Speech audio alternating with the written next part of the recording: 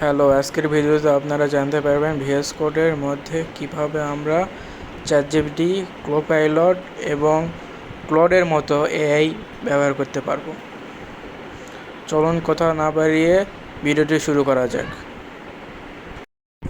আমরা VS code অ্যাপ্লিকেশনটা open করব। ওপেন করে সেটিং অপশানে গিয়ে প্রথমে আমাদের ভিএস কোডের আপডেট নেবে কিনা সেটা প্রথমে চেক করব। ভিএস কোডের উপরে একটা মেসেজের মতো লোগো আছে, এইটাতে আমরা ক্লিক করব।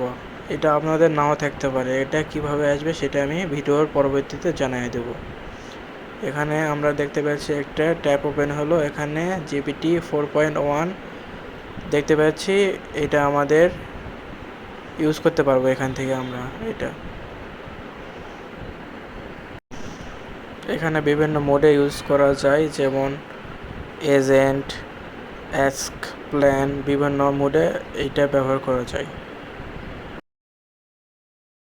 উপরে আমরা আরও একটি অপশান দেখতে পাচ্ছি, সেটা হলো কোডেক্স। এটা একটা চ্যাটজিপিটির মডেল। এখানে আমরা বিভিন্ন ধরনের মডেলও পেয়ে যাব, যেখানে আমরা বিভিন্ন সার্চ করে বিভিন্ন প্রবলেম সলভ করে নিতে পারবো। এগুলোর অপশান আনার জন্য আরেকটু ধৈর্য ধরে আপনাদের ভিডিওটি দেখতে হবে, তাহলে আপনারা বুঝতে পারবেন কীভাবে এগুলো অপশান এসেছে। এখানে জিপিটি 5.5, 5.4ও রয়েছে। আমরা ব্যাক করি এখান থেকে। দেন আমরা ওপেন ইন এজেন্টে ক্লিক করব।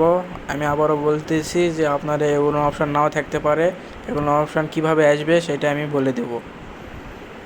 এখানে আমরা বিভিন্ন অপশান দেখতে পাচ্ছি, আর আমাদের বিভিন্ন প্রোগ্রাম ফাইলও এখান থেকে অ্যাক্সেস করা যাবে। এইখানে আমরা ক্লড এআই পেয়ে যাচ্ছি, এবং এখানে আমরা কোপাইলটও পেয়ে যাচ্ছি, এবং ক্লডের বিভিন্ন ভার্সনও এখানে আমরা পেয়ে যাব। এখান থেকে আমরা খুব ভালোভাবে আমাদের প্রবলেম সলভিং করতে পারবো। এগুলোর অপশান আনার জন্য আমরা এক্সটেনশনে চলে যাব। এক্সটেনশনে যেয়ে কোডেক্স লিখে সার্চ দিব, তাহলে আমরা কোডেক্স পাবো, যেটা আমাদের চ্যাটজিপিটির ভার্সন। এইটা আমরা ইনস্টল করে নেব। তাহলে কোডেক্সের যে অপশানটা এটা আমাদের আশা করি চলে আসবে। দেন আমরা গিট লেন্স এক্সটেনশনটি ইনস্টল করে নেব।